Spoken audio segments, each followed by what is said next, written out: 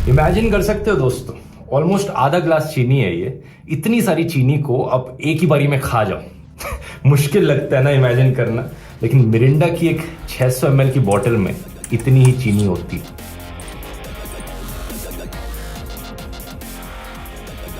$82.8 grams to be specific।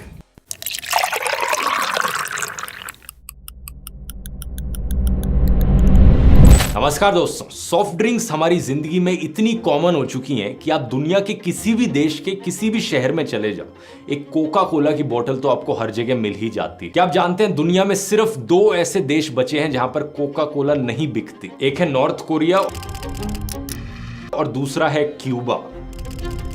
बाकी सब देशों में सिनेमा हॉल से लेकर क्रिकेट मैच तक, कॉलेज कैंटीन से लेकर मैरिज फंक्शंस तक, बच्चों से लेकर बूढ़ों तक हर कोई ने हर जगह पीता दिखता है। कोका कोला की खुद की वेबसाइट के अकॉर्डिंग हर दिन 1.9 बिलियन सर्विंग्स बिकती हैं कोका कोला की। इमेजिन कर सकते हो ये नंबर कितना बड़ा है, और ये तो सिर्फ एक ड्रिंक की बात होने लग रही है। अगर आप सारी सॉफ्ट ड्रिंक्स को इंक्लूड करो, दुनिया भर में कितना लोग इन्हें पीते हैं। इसलिए आज के वीडियो में मैं आप सबकी आंखें खोलने वाला हूं, ये बताकर कि एक्चुअली में इन ड्रिंक्स के अंदर है क्या। खुद जानिए और फिर अपने परिवार और अपने दोस्तों को दिखाइए कि वो एक्चुअली में क्या पीने लग रहे हैं।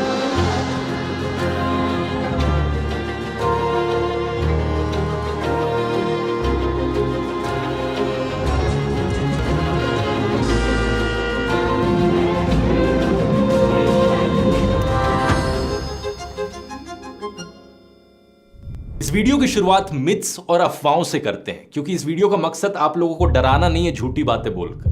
मैं आपको साइंटिफिकली बताना चाहता हूं कि एग्जैक्टली में आप क्या पीने लग रहे हैं। तो सॉफ्ट ड्रिंक्स को लेकर एक बड़ी मिथ ये है कि जो लोग इनसे नफरत करते हैं वो अक्सर इन्हें टॉयलेट क्लीनर कहते हैं। क्या पेप्सी और कोका कोला टॉयलेट क्लीनर से कंपेयर करी जा सकती है? इसका सीधा जवाब है नहीं। लोग इस कंपैरिजन को अक्सर इसलिए करते हैं क्योंकि टॉयलेट क्लीनर में कुछ एसिड्स होते हैं और कोल्ड ड्रिंक्स में भी कुछ एसिड्स होते हैं। कोल्ड ड्रिंक्स में जो अक्सर एसिड्स होते हैं वो सिट्रिक एसिड है और फॉस्फोरिक एसिड है। अब सिट्रिक एसिड एक ऐसी चीज है जो नेचुरली पाई जाती है, आपको नींबू और संतरों में भी सिट्रिक एसिड मिलता है। और फॉस्फोरिक एसिड दूसरी तरफ एक कॉमन फूड ग्रेड एडिटिव है। इसके लिए एक नंबर असाइन किया गया है E338। एक्चुअली में जहां पर भी ज्यादा चीनी मौजूद होती है वहां पर मोल्ड और बैक्टीरिया आसानी से ग्रो कर सकता है, और फॉस्फोरिक एसिड उसी बैक्टीरिया की ग्रोथ को प्रिवेंट करता है। इसलिए यही फॉस्फोरिक एसिड ना सिर्फ आपको सॉफ्ट ड्रिंक्स में मिलेगा बल्कि jams, processed meat, cereal bars, bottled coffee beverages जो होती हैं, baking powder, protein drinks, in fact cheese में भी आपको मिलेगा।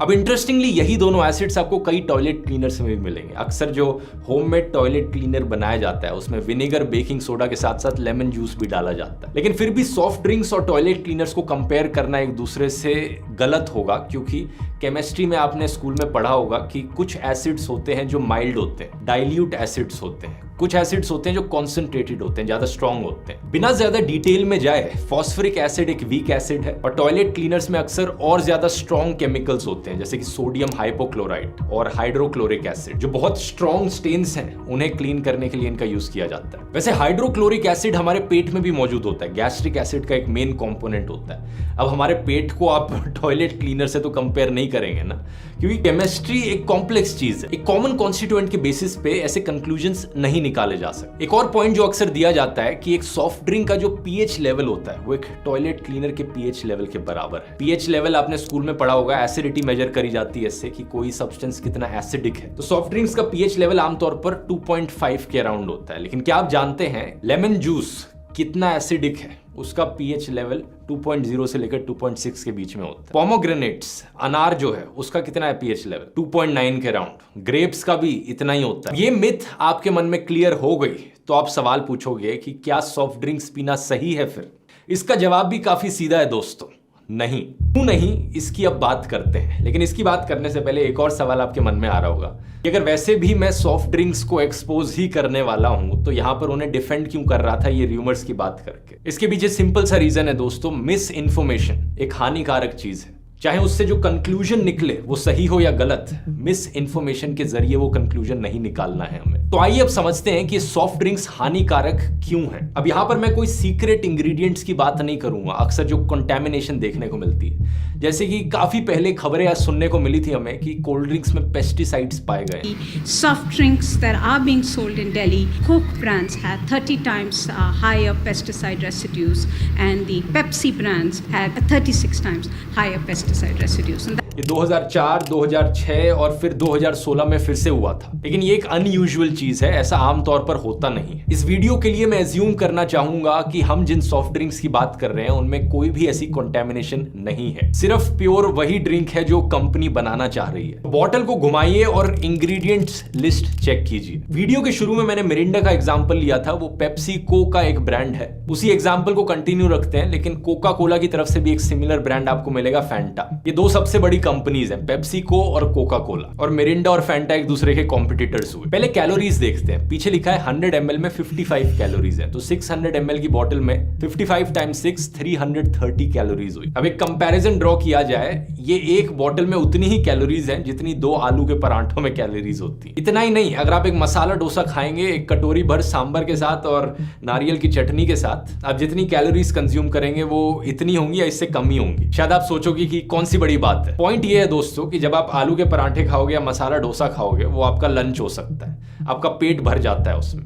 लेकिन अगर आप ये एक बोतल कोका कोला की या मिरिंडा की पियोगे तो इससे पेट भरेगा क्या आपका? ये एक्स्ट्रा कैलोरीज फालतू की हैं। इसके बाद लंच या डिनर तो वैसे भी आपको करना ही पड़ेगा। ऊपर से बाकी नॉर्मल खाने में प्रोटीन्स होते हैं, सोडियम, पोटेशियम, विटामिन होते हैं, फाइबर्स होते हैं, फैट्स होते हैं, कई सारे न्यूट्रिएंट्स मिलते हैं। लेकिन इस बॉटल से क्या मिलता है आपको? खाली कैलोरीज जिनमें कोई न्यूट्रिएंट्स नहीं है और सिर्फ चीनी है, भरपूर चीनी है। इतनी सारी चीनी है कि आप यकीन नहीं कर सकते। मैंने कंपैरिजन के लिए यहां पर उतनी ही चीनी एक खाली ग्लास में डाली। 100 ml में 13.8 ग्राम चीनी होती है मिरिंडा में, तो एक पूरी बोतल में 13.8 टाइम्स 6 82.8 ग्राम चीनी, आधा ग्लास भर जाता है। इतनी चीनी आपको बहुत बीमार कर सकती है। आप पूछोगे कि कितनी एडिड शुगर एक आम इंसान के लिए नॉर्मल है खाना, तो इसका जवाब है 0। सही सुना आपने, एब्सोल्यूट 0। क्योंकि बात क्या है, हम यहाँ पर एडिड शुगर की बात कर रहे हैं, नेचुरल शुगर्स की बात नहीं कर रहे। नेचुरल शुगर्स हमारी बॉडी को वैसे भी नेचुरल फूड से मिल जाती है। दूध में लैक्टोस होता है, फ्रूट्स फल में फ्रुक्टोस होता है, ये सब नेचुरल शुगर्स के एग्जांपल हैं। जब आप दूध पीते हो या फ्रूट्स खाते हो, आपको ये नेचुरल शुगर्स मिलती है जिनसे एनर्जी मिल जाती है आपको, और यही नेचुरल शुगर्स आपकी बॉडी की नीड्स को कंप्लीट कर देती है। दूसरी एडिड शुगर वो होती है जो एक्स्ट्रा चीनी डाली गई है हमारे खाने में, जो हम खाना बनाते वक्त या फूड प्रिपेयर करते वक्त एक्स्ट्रा चीनी डालते हैं। और अमेरिकन हार्ट एसोसिएशन के अकॉर्डिंग हमारी बॉडी को कोई भी एडिड शुगर की जरूरत नहीं है प्रॉपरली फंक्शन करने के लिए। तो बॉडी की तरफ से रिक्वायरमेंट 0 एडिड शुगर की है। लेकिन फिर भी अगर आप पूछो कितना टॉलरेट कर सकती है हमारी बॉडी, कितनी एडिड शुगर खाना सेफ है हमारी बॉडी के लिए, तो रेकमेंडेड जो लिमिट है दोस्तों, एक एडल्ट आदमी के लिए है 36 ग्राम्स एक दिन में, और एक औरत के लिए है 25 ग्राम एडिड शुगर एक दिन में। और इस मिरिंडा की 600 ml की बोतल में 82.8 ग्राम्स चीनी है। एक बोतल पी और आप अपनी डेली रेकमेंडेड लिमिट से आगे निकल जाओगे। इसलिए मैं कहता हूं हर रोज इतनी सारी एडिड शुगर आपको बहुत बीमार करने के लिए काफी है। इंस्टेंटली तो कुछ नहीं होगा आपको, 1-2 दिन आपने ऐसा कर लिया, ज्यादा कुछ नहीं होगा। लेकिन अगर आप दिन प्रतिदिन साल भर साल यही करते गए, इस एक्सेसिव एडिड शुगर की वजह से बाद में जाकर आपको जॉइंट्स में पेन होगा, स्किन एजिंग होगी, लिवर डैमेज होगा, टाइप 2 डायबिटीज होगा, पैनक्रियाज आपका ब्रेकडाउन कर जाएगा, किडनी फेलियर होगा, हार्ट अटैक का रिस्क कहीं ज्यादा बढ़ जाएगा, और फाइनली मोटापा, ओबेसिटी भी होगी। इस चीज को मैंने लास्ट में मेंशन किया है क्योंकि ज्यादातर लोग जब शुगर के बारे में सोचते हैं तो उन्हें लगता है कि क्या है, थोड़े मोटे ही तो हो जाएंगे, लेकिन बाकी सारी डिजीजेस इनके बारे में बहुत कम लोग जानते हैं कि ये सब भी एक्सेसिव शुगर की वजह से होते हैं। शुगर के बारे में सबसे खतरनाक बात यह है कि आप इससे ठीक उसी तरीके से एडिक्टेड हो सकते हो जिस तरीके से लोग ड्रग्स से एडिक्टेड होते हैं।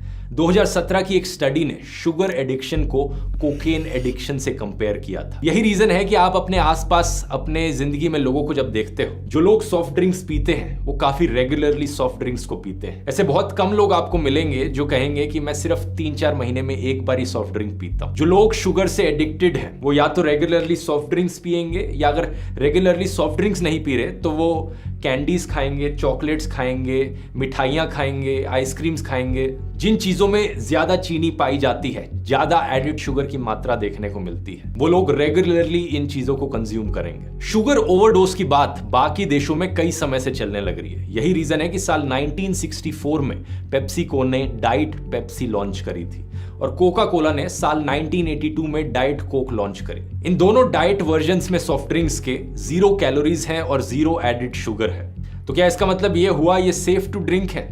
इन डाइट सॉफ्ट ड्रिंक्स में आर्टिफिशियल स्वीटनर्स का इस्तेमाल किया जाता है, जैसे कि एस्पर्टेम, सैचरिन और सुक्रोलोस। और इन आर्टिफिशियल स्वीटनर्स की दोस्तों एक बड़ी कंट्रोवर्शियल हिस्ट्री रही है। कई ऐसी स्टडीज करी गई हैं जिन्होंने इन्हें कैंसर से लिंक किया था, जिसकी वजह से कई जगहों पर इन्हें बैन भी कर दिया गया था। लेकिन कुछ ऐसी भी स्टडीज करी गई हैं कुछ और ऑर्गेनाइजेशंस के द्वारा जिन्होंने कहा कि नहीं, ऐसा कोई कैंसर लिंक नहीं पाया गया है। एक लेटेस्ट स्टडी जो सिर्फ आज से 5 महीने पहले करी गई थी, 24 मार्च 2022 को फ्रांस में करी गई थी। ये 1 लाख एडल्ट्स पर 7-8 सालों के लिए इन्होंने देखा कि कोई इफेक्ट आ रहा है लोगों में कि नहीं। तो इन्होंने पाया कि एस्पर्टेम से एक्चुअली में कैंसर का रिस्क बढ़ता है। अगर आप centre for science in the public interest CSPI की ऑफिशियल वेबसाइट देखेंगे तो वहां पर भी आपको दिखेगा कि एस्पर्टेम को कैंसर से लिंक्ड पाया गया है। कुछ और स्टडीज ने इन आर्टिफिशियल स्वीटनर्स को लिंक किया है heart disease, stroke, diabetes, kidneys की टॉक्सिसिटी, लिवर की टॉक्सिसिटी, मेंटल हेल्थ प्रॉब्लम्स और बर्थ डिफेक्ट से भी। लेकिन फिर भी यहाँ बेनिफिट ऑफ डाउट मैं इन्हें देना चाहूंगा। अज्यूम कर लेते हैं कि जो भी स्टडीज इनके फेवर में करी गई हैं वो सच है और बाकी सारी गलत है। ये चीज साइड में रखकर अब बाकी इंग्रेडिएंट्स को गौर से देखते हैं। ये बस शुरुआत है दोस्तों, एक एक करके मैं आपको दिखाने वाला हूं कि और क्या क्या चीजें इनके अंदर डली हुई हैं। अगला खतरनाक इंग्रेडिएंट जो इनके अंदर डला हुआ है वो है कैरेमल। एक्चुअली में पेप्सी और कोका कोला का जो आप डार्क ब्राउन ब्लैक कलर देखते हैं ये आता है कैरेमल से। और 2012 के आपको कई न्यूज आर्टिकल्स मिल जाएंगे जो कैरेमल को कैंसर से लिंक करते हैं। कैरेमल है क्या चीज वैसे? बेसिकली चीनी को जलाना हुआ ये। शुगर को हीट किया जाता है अमोनिया और सल्फाइड्स के साथ। ऐसा करने से एक बाय प्रोडक्ट निकलता है 4-MI, 4-मिथाइल इमिडाजोल। कई स्टडीज ने इसे कैंसर से लिंक किया है और कैलिफोर्निया स्टेट में इसे कार्सिनोजेन लिस्ट किया जाता है। वहां का कानून कहता है कि इस कार्सिनोजेन की मात्रा किसी भी खाने में, पीने की चीज में अगर 29 माइक्रोग्राम से ज्यादा है तो अलाउड नहीं है, लेकिन 29 माइक्रोग्राम से कम अलाउड है। 2012 के न्यूज आर्टिकल्स के अकॉर्डिंग इन सॉफ्ट ड्रिंक के सैंपल्स में 138 माइक्रोग्राम्स तक पाया गया था, परमिटेड लिमिट से 4 गुना ज्यादा। इस कंट्रोवर्सी के बाद कोका कोला ने कहा कि वो अपना फॉर्मूला बदल देंगे और एक नया फॉर्मूला इस्तेमाल करेंगे जिसमें 4-MI की मात्रा कम होगी। लेकिन ये चेंजेस इन्होंने सिर्फ अमेरिका में किए। इंडिया जैसे देशों में और बहुत सारे अलग अलग डेवलपिंग कंट्रीज में इनको लेकर कोई कानून नहीं बने हुए हैं। सिमिलर न्यूज 2014 में दोबारा देखने को मिली थी जब एक ऑर्गेनाइजेशन ने अलग अलग सॉफ्ट ड्रिंक्स को चेक किया 4-MI की मात्रा चेक करने के लिए, और एक बार फिर से इन सारी सॉफ्ट ड्रिंक्स में इसकी ज्यादा मात्रा पाई गई थी। यहाँ पे एक साइड नोट मैं आपको बताना चाहूंगा, कोई भी खाने की चीज जब एक हद से ज्यादा जल जाती है तो वो आपकी हेल्थ के लिए अच्छी नहीं होती। अगर आपकी जो ब्रेड है जो आपने टोस्टर में डाल रखी है वो काली पड़ गई है या आपकी सब्जियां इतनी ज्यादा जल चुकी हैं कि उनमें काला काला दिखने लग रहा है, उन्हें मत खाइए। इनमें एक्रिलेमाइड की ज्यादा मात्रा देखने को मिलती है और वर्ल्ड हेल्थ ऑर्गेनाइजेशन के अकॉर्डिंग एक्रिलेमाइड एक प्रोबेबल ह्यूमन कार्सिनोजेन है। हाई चांस है कि इससे कैंसर हो सकता है। यही सेम लॉजिक यहाँ पर भी इस्तेमाल हो रहा है। जब चीनी को आप अगर एक हद से ज्यादा जला दोगे कैरेमल बन जाता है, लेकिन वो भी कैंसर कॉज कर सकता है। अब आप में से मिरिंडा फैंटा पीने वाले लोग सोचेंगे चलो बाल बाल बच गए, हमारे लिए अच्छा है, गुड न्यूज की हमारी ड्रिंक्स में काला रंग नहीं डला हुआ। तो अगली चीज आप लोगों के लिए खत्म नहीं होता बे। ये मिरिंडा और फैंटा जैसी ड्रिंक्स में ऑरेंज कलर कहां से आता है? ये लोग एक सिंथेटिक फूड कलर का इस्तेमाल करते हैं जिसका कोड नेम है E110। इसे सनसेट येलो FCF करके भी बुलाया जाता है और इसका केमिकल नेम है डायसोडियम 6 हाइड्रोक्सी 5,4 सल्फोफिनाइल आजो 2 नैफ्थलीन सल्फोनेट। चिंता मत कीजिए, एग्जाम में नहीं आएगा। ये एक आजो डाई है जो एक्चुअली में पेट्रोलियम से लाई गई है, लेकिन ये आपकी लाइफ के लिए बहुत जरूरी है। साल 1973 में ही एक पीडियाट्रिक थे बेंजामिन फाइनगोल्ड। इन्होंने पाया कि आर्टिफिशियल फूड फ्लेवर्स जो हैं उनकी वजह से बच्चों में हाइपर एक्टिविटी देखने को मिलती है, बच्चों की अटेंशन पर भी फर्क पड़ता है। यही कारण है कि आज से 22 साल पहले साल 2000 में नॉर्वे, फिनलैंड और स्वीडन जैसे देशों ने इस सनसेट येलो एफसीएफ को बैन कर दिया था। बाकी देश इतने प्रोएक्टिव नहीं रहते इन चीजों को लेकर, क्या किया जाए। साल 2007 में साउथहैम्पटन यूनिवर्सिटी ने एक स्टडी करी थी। इन्होंने पाया कि इस E110 का लिंक है बच्चों में अटेंशन डेफिसिट से, बच्चों में हाइपर एक्टिविटी डिसऑर्डर देखने को मिलता है। इस रिसर्च स्टडी के बाद यूके की जो फूड स्टैंडर्ड्स एजेंसी है, अगले साल 2008 में उन्होंने इस इशू पर ध्यान देना शुरू किया। उन्होंने सरकार को रेकमेंड किया कि इन 6 आर्टिफिशियल कलर्स को बैन कर देना चाहिए खाने से। कोशिश करी कि यूरोपियन यूनियन तक ये बैन एक्सटेंड किया जा सके। 2010 में यूरोपियन यूनियन में ये रेगुलेशन लाई गई कि अगर किसी भी प्रोडक्ट में आर्टिफिशियल कलर्स पाए जाएंगे तो वहां पर एक लेबल लगाना पड़ेगा इन कंपनीज को, may have an adverse effect on activity and attention in children. इसके बाद काफी सारी कंपनीज ने एक्चुअली में ये डालना बंद कर दिया, लेकिन सिर्फ यूरोपियन यूनियन में, क्योंकि वहां पर इन्हें प्रॉब्लम हो रही थी इससे। एक बार फिर से बाकी सारे देशों में जहां पर ये रेगुलेशंस नहीं एग्जिस्ट करते, वहां पर ये कंपनीज इन रूल्स को एक्सप्लॉइट कर रही हैं और अभी भी सेम इंग्रेडिएंट्स का इस्तेमाल करने लग रही। इंडिया में अगर आप मिरिंडा की बोतल पर पीछे घुमाकर देखोगे तो आपको ये लिखा हुआ दिखेगा, contains permitted synthetic food colour bracket में 110। 110 जैसा मैंने बताया कोड नेम है इसी सनसेट येलो एफसीएफ का। बड़ी चालाक हैं कंपनीज, हर देश में पैसे स्पेंड करती हैं कोर्ट केसेस फाइट करने के लिए। पेप्सिको की ऑफिशियल वेबसाइट के अकॉर्डिंग इन्होंने $3.6 मिलियन अमेरिका में स्पेंड किए हैं लॉबिंग रिलेटेड एक्टिविटीज के लिए। अब लॉबिंग अगर आप नहीं जानते, मेरी राय में ये बेसिकली लीगलाइज्ड करप्शन है। अमेरिका जैसे देशों में ये चीज लीगल है कि बड़ी बड़ी कंपनीज पैसे दे सकती हैं पॉलिटिकल पार्टीज को, ताकि पॉलिटिकल पार्टीज उन कंपनीज के फेवर में जजमेंट्स दें, रूलिंग्स दें। ये कंपनीज हमेशा अपने प्रॉफिट के बारे में सोचती हैं, ना कि लोगों की हेल्थ के बारे में।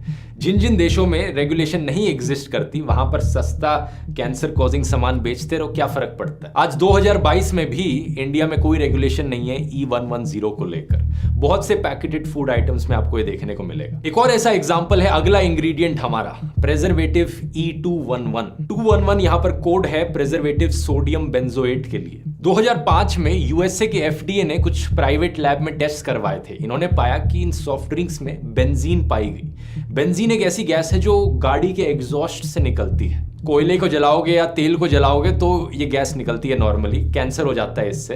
कोल्ड ड्रिंक के अंदर ये गैस कैसे पाई जा रही है? रिसर्च करी तो पाया गया कि ये जो बेंजोएट सॉल्ट्स हैं, जैसे कि ये प्रेजर्वेटिव सोडियम बेंजोएट, जब ये एस्कॉर्बिक एसिड से रिएक्ट करते हैं, एस्कॉर्बिक एसिड विटामिन सी होता है, ये दोनों साथ में मिलकर बेंजीन बना देते हैं। इस रिएक्शन को बस हीट और लाइट की जरूरत है। जब भी ये बॉटल्स बाहर एक्सपोज होती हैं गर्मी में और रोशनी में, तो ये रिएक्शन हो जाता है इनके अंदर। 2007 में जब ये कंट्रोवर्सी उठी तो कोर्ट केसेस किए गए पेप्सिको और कोका कोला के अगेंस्ट। अगले साल 2008 में खबर आई कि कोका कोला अपने प्रोडक्ट से सोडियम बेंजोएट को हटा देगा, नहीं इस्तेमाल करेगा अपनी सॉफ्ट ड्रिंक्स। अब बोलोगे अच्छी चीज है, लेकिन फिर से जैसा मैंने बताया, जिन देशों में कोर्ट केसेस लड़े जा रहे हैं वहां पर एक्शन लिया जाता है। इंडिया में आज के दिन भी ये एक पॉपुलर प्रेजर्वेटिव है जो यूज किया जाता है सॉफ्ट ड्रिंक्स में। वैसे भी एक्सेसिव सोडियम, ज्यादा नमक खाने में हाइपरटेंशन कॉज कर सकता है। यही रीजन है कि अक्सर जंक फूड और हाइपरटेंशन को साथ में लिंक किया जाता है। अब आते हैं हम अपने अगले इंग्रेडिएंट पर, फॉस्फोरिक एसिड। इसकी बात मैंने वीडियो के शुरू में करी थी। कुछ कोल्ड ड्रिंक्स में फॉस्फोरिक एसिड होता है मोल्ड और बैक्टीरिया की ग्रोथ को प्रिवेंट करने के लिए। ये कोई इतनी बेकार चीज नहीं है, क्योंकि दूध में भी फॉस्फोरिक एसिड पाया जाता है। लेकिन फॉस्फोरिक एसिड का नुकसान ये है कि ज्यादा इसे लोगे तो इससे दांत खराब हो सकते हैं, डेंटल कोरोजन हो सकता है। तो यही रीजन है, एक छोटा सा एडवाइस जो अक्सर बच्चों को दिया जाता है कि ज्यादा सॉफ्ट ड्रिंक्स मत पिया करो, दांत खराब हो जाएंगे। दांत खराब होना फॉस्फोरिक एसिड की वजह से बाकी सारी चीजों से अगर आप कंपेयर करोगे सबसे इनसिग्निफिकेंट चीज लगती है। इसके अलावा अगर हम बाकी बचे हुए इंग्रेडिएंट्स की थोड़ी एनालिसिस करें तो एसिडिटी रेगुलेटर्स डले होते हैं। मैं मिरिंडा का ही एग्जांपल ले रहा हूं, लेकिन ये सारी चीजें आपको बहुत सी सॉफ्ट ड्रिंक्स में मिलेंगी। एसिडिटी रेगुलेटर 330 जो कि सिट्रिक एसिड है, यह आमतौर पर आपके नींबू में भी होता है और इससे थोड़ा सा खट्टा टेस्ट आता है, वही टेस्ट लाने के लिए इसे ऐड किया जाता है। इसके अलावा 331 जो है वो है सोडियम साइट्रेट, एक क्रिस्टलीन सॉल्ट जो सिट्रिक एसिड के ही फर्मेंटेशन से बनता है। ये एक्चुअली में एसिडिटी कम करने में मदद करता है सॉफ्ट ड्रिंक की, और इसके अलावा खराब ना हो जाए सॉफ्ट ड्रिंक ऑक्सीडाइजेशन की वजह से, उसे भी प्रिवेंट करता है। इसके अलावा फिर आप इंग्रेडिएंट लिस्ट में देखेंगे केमिकल्स डले हुए हैं स्टेबिलाइजर्स। E1450 जिसे कहा जाता है स्टार्च सोडियम ऑक्टेनाइल सक्रिनेट, और E445 जिसे जाना जाता है एज एस्टर गम। स्टेबिलाइजर्स और इमल्सिफायर्स एक्चुअली में दो लिक्विड जो एक दूसरे के अंदर मिल नहीं सकते उसे मिलाने का काम करते हैं। स्टेबिलाइजर्स जो सॉल्यूशन की होमोजेनिटी है उसे भी मेंटेन करते हैं, मतलब कोई लंप फॉर्मेशन ना हो।